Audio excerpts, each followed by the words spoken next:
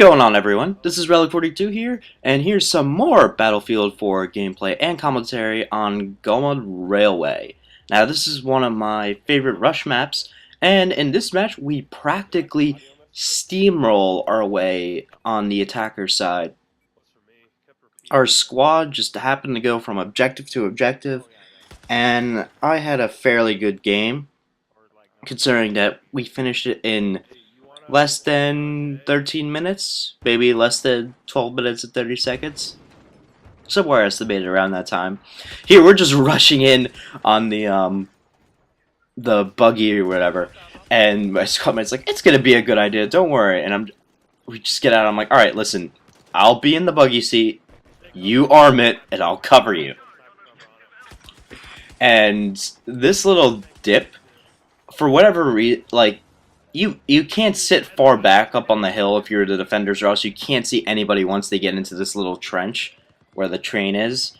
And I don't think that the defensive side moved up at all. They just kind of stayed back because we experienced no resistance whatsoever, except for that one guy that I saw running down. Here, I'm like looking up, I'm like, no, you're clear. So we get the first base within, you know, a minute or two, and it's like, oh wow, okay. Here's one guy in the hill that I managed to get. And I'm like, oh, muscle break. But this map on Conquest is a lot of fun, and so with Domination, Rush, I prefer Rush on it because it's like the attackers are constantly moving uphill, and the defenders are, you know, they're hiding in the town and pushing against all these tanks and whatnot. It's very interesting, very dynamic. In this map, they have like these mines or whatever. Certain, you know, boxes that you could press X on, and apparently, what my squad was telling me that they blow up a mine off in a certain area. I still don't know where the exact locations for that are. I just know that they're randomly there. I find it interesting. It'd be nice to see that me pressing it once will actually blow up a tank. Here, I got scared. I'm like, oh, enemy! And then I was like, oh, you're not an enemy. I go around the corner and there's an actual guy running down the hall. And we're just... It looks... If you just saw that, it looks like the bullets that he's shooting, it's not coming out of his gun. It's actually coming out of his, like, right shoulder. From what you saw there, like, the light was just right above it, and I found that really weird. I was like, you could shoot bullets out of your shoulder? Are you, like, Jesus? Here I tried to destroy the tank, and then I got wrecked completely. I'm like, alright, I'll use the repair tool. This is this guy staying stationary like most tanks do. He was smart. He's like, you know what? I'm gonna back up. And his two squad mates just converged and annihilated me. Sorry if I sound like I have a frog in my throat. I literally just woke up. It is 4:31 here where I'm at. Yeah, I needed it after this week with college tests and signing up for classes next semester. It is very, very stressful. You know, for those in college and you know about signing up for classes and you know how they fill up really quickly and you want those courses, you need those courses, yeah, it's no fun. Alright, so here, there isn't really much to say about this game type. It's just our squad steamrolling with some specific events that are noteworthy. Like, I believe at this base, there's the one MCOM that's behind the house. It gets hectic over there, but we managed to somehow pull through. And I'm just sitting here in the corner, like, just waiting around. I'm not sure if they had a full team or not. I believe that they had a full team, but it just doesn't seem like... Here, I tried to take out somebody with a straw, but that didn't work. Just running up, trying to defend the MCOM. Deck the craziness. It's the next base where things get... It's the, basically the climax of the match. Things get really hectic around B. But here we have our tank just mowing him down, and it's all good. We have two tanks, I'm sorry. We have a convoy just rolling through the map, and I get in this tank and I see that there is the tank up there. He destroys it, and we're just rolling up, steamrolling them.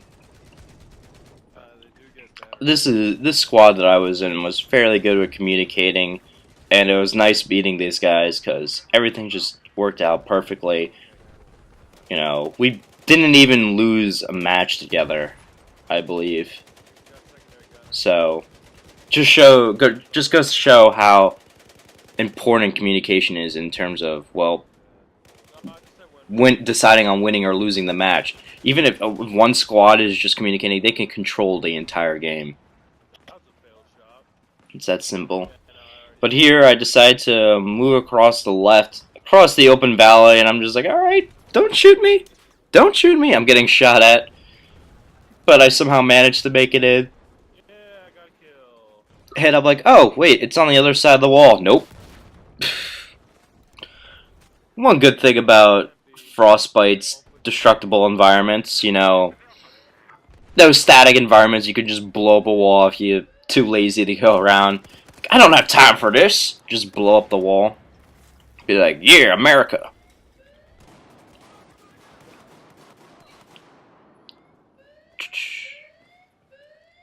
I just still, it's still baffling to me how we were able to push up so fast. I mean, we were communicating. I don't know about our other squads, but it was just really strange. This is where things get really hectic. I mow down people with my AK-5C. I decided, you know what, I'm going to go around the back, because I normally know how hot this objective gets when surrounded by people. And there's one guy who decided he had other plans. He's like, no, you know, you're not going over there. Now, they had a fairly occupied team. 2 slots missing, I think, from that just glimpse. Oh my god, how did he see me from there?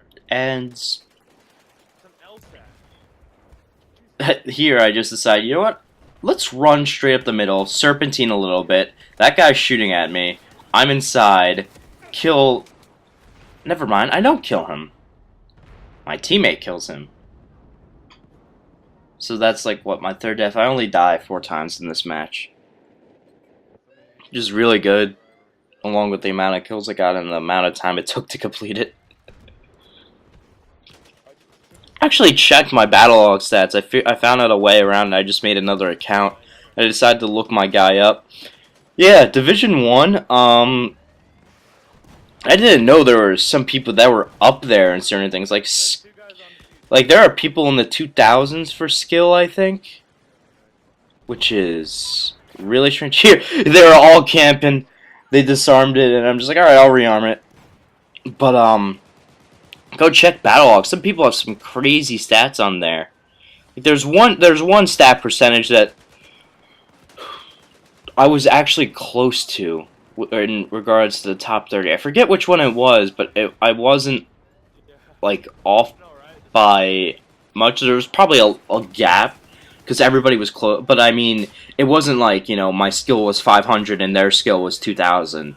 It was like, you know, 200 or 300 something, but, you know, I don't know. If you ever get the chance, go look at the battle log sets, and you can just gaw at how these people are in these top leaderboard positions.